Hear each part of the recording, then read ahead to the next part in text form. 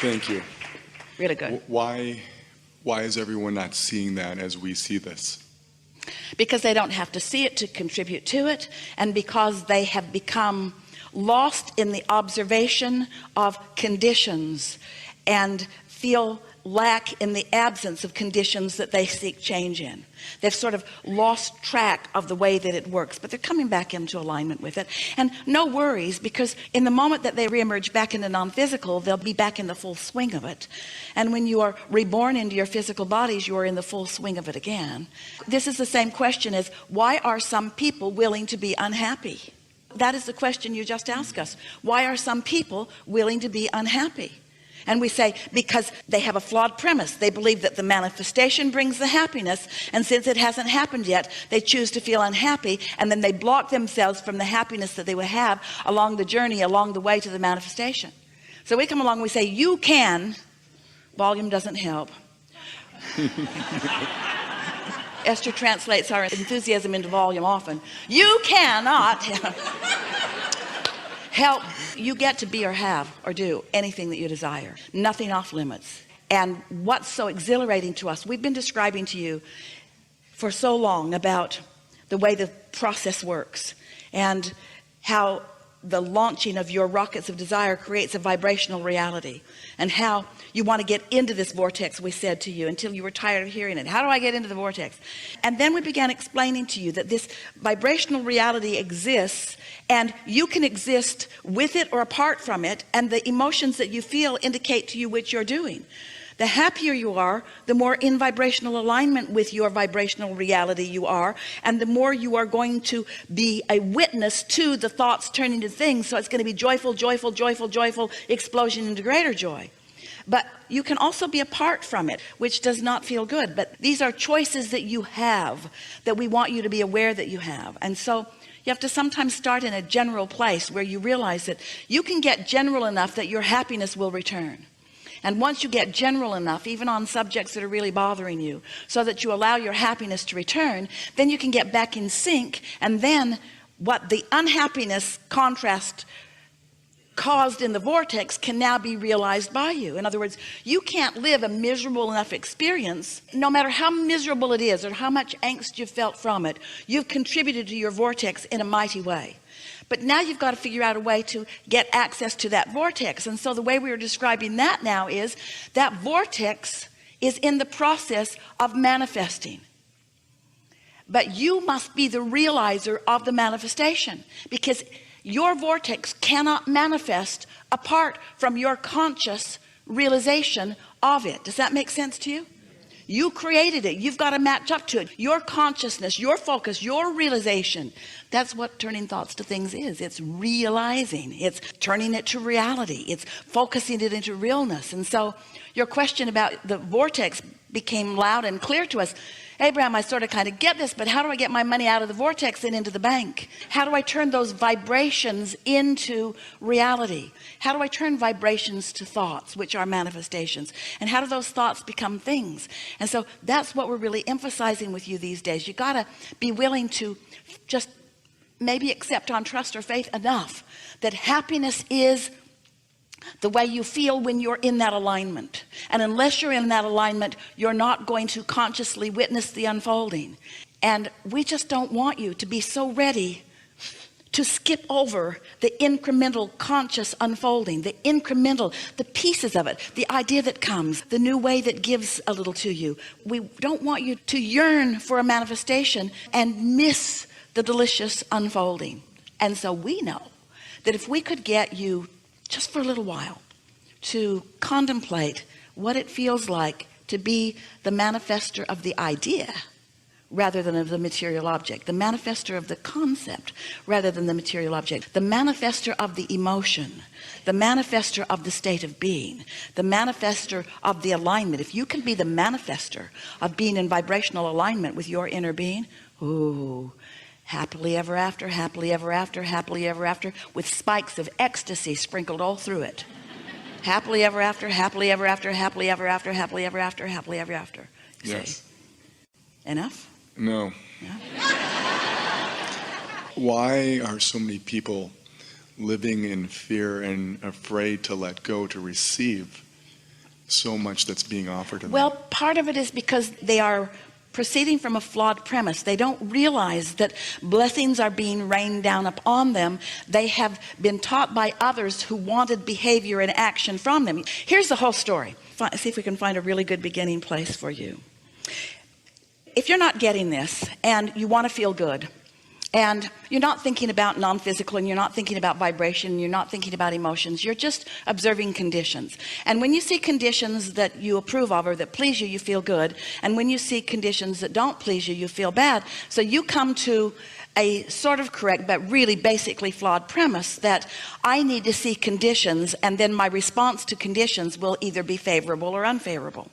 So then you set out to try to control conditions / manifestations, which means you got a whole lot of people you got to boss around, starting with those that you live with, starting with those in your neighborhood, because you really believe that your happiness depends on them behaving in a way that when you look at the condition of their behavior, then you feel good. So that's really some of the beginning places of that, because you begin with that flawed premise. And so then as you're trying to control people, then that means that those that you're trying to control, your children, or those littler or smaller or more pliable than you think you are, you say to them, you need to do this in order to make me happy. Or you need to do this in order to make God happy. Or you need to do this, you need to pay these prices, you need to do these things that you may not want to do, but you still need to do them. And so large segments of the population begin doing things that are not their natural inclination. They're not what their true heart desires. They're trying to jump through hoops to make somebody bigger and stronger and more powerful happy. So the whole thing gets all off balance, and everybody loses sight of their own guidance system. But their inner beings didn't. You see, their inner beings watched them in every movement of their life experience and saw what they truly wanted and held it close and dear and became it and kept the light on about it. And law of attraction was responding to who they really are. So as more and more people move through more and more time, there's a bigger and bigger crevasse between who they really are, who their inner being is tending to, and who they are trying to be as they're jumping through hoops to try to please other people, you see. And so then we come along, a lot of teachers do, with all of these platitudes like the joy is in the journey. You try to stand on your head in so many different ways to please people, only to find out that as soon as you please them in that way, there's something else that they are demanding from you. And so what was your question? Why? What was your question? Why? What was your question?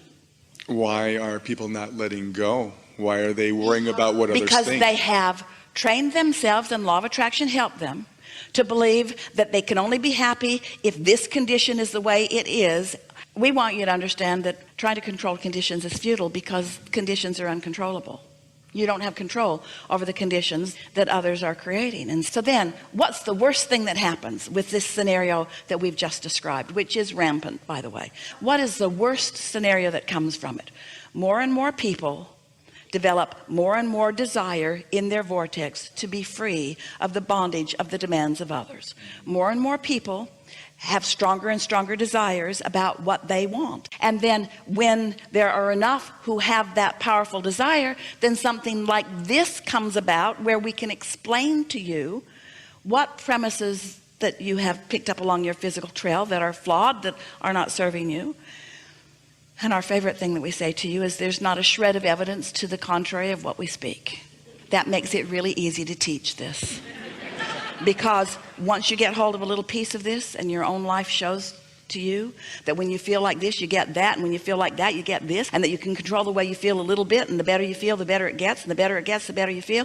After a while, you get the hang of this, and then you come back around to this premise that we so much want you to understand, is that blessings are raining down around you, and they are not nebulous and general. They are precise and specific to you. They are exact answers to exact questions that you are asking.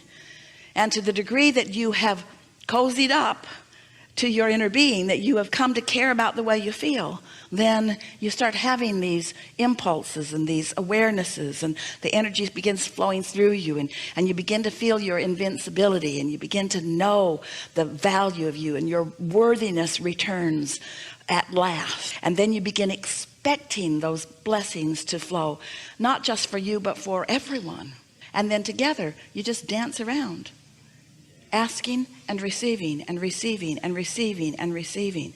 And sometimes you get so good at receiving that you receive an impulse to be part of the giving that someone else is asking for. Ooh, that's the ultimate state of receiving, isn't it? When you're so in tune that the impulse that comes to you is part of fulfilling someone else's desire, since they are now in the receiving mode, and there you are, you see. Yes. Such a nice thing. Yes. Enough? I've got one more. I'm asking all of you, actually this room and actually the world, why does everyone not see the oneness that we are? Because we are all one. We stood together as one soul. Why are... That's just pretty boring, that's why. That's a boring? Standing as one?